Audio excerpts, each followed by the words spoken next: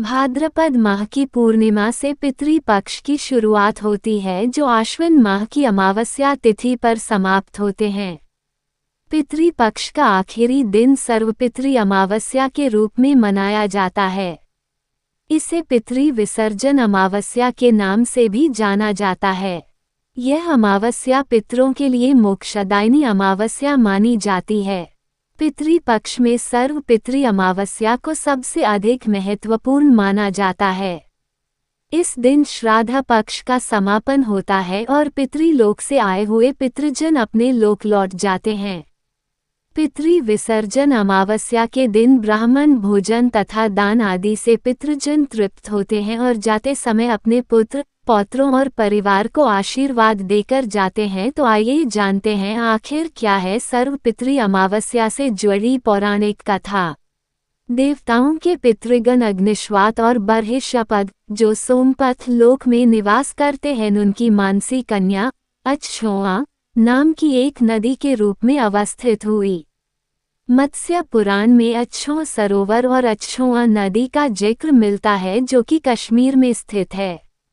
अक्षौआ नाम तेषां तु मानसी कन्यका नदी 14.2 अक्षौ नाम च सरः पितृभिर्निर्मित पुरा अक्षौआ तु तपश्चक्रे दिव्यम वर्ष सहस्रकम् 14.3 एक बार अक्षौआ ने 1000 वर्ष तक तपस्या किया जिससे प्रसन्न होकर देवताओं के पितृगण अग्निश्वात और बर्हिष्यपद अपने अन्य पितृगण अमावस्या के साथ अक्षौआ को वरदान देने के लिए आश्विन अमावस्या के दिन उपस्थित हुए। उन्होंने अक्षौदा से कहा कि हे पुत्री, हम सभी तुम्हारी तपस्या से अति प्रसन्न हैं, इसलिए जो चाहो वर मांग लो। लेकिन अक्षौदा ने अपने पितरों की तरफ ध्यान नहीं दिया और वह अति तेजस्वी पितृ अमावस्या को अपलक निहारती रही। पितरों के बार बार कहने पर उसने कहा, हे भगवान, क्या आप मुझे सचमुच वरदान देना चाहते हैं?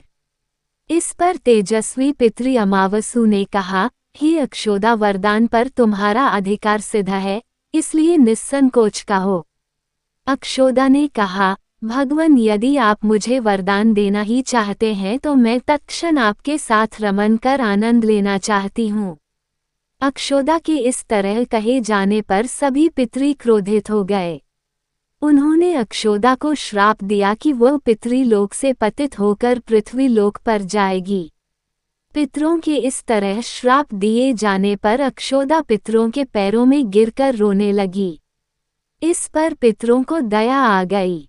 उन्होंने कहा कि अक्षौदा, तुम पतित योनि में श्राप मिलने के कारण मत्स्य कन्या के रूप में जन्म लोगी।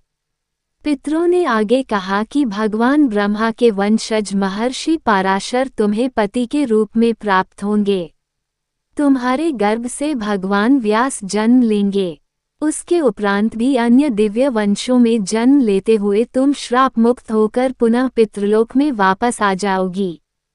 पितरों के इस तरह कहे जाने पर अक्षौदा शांत हुई।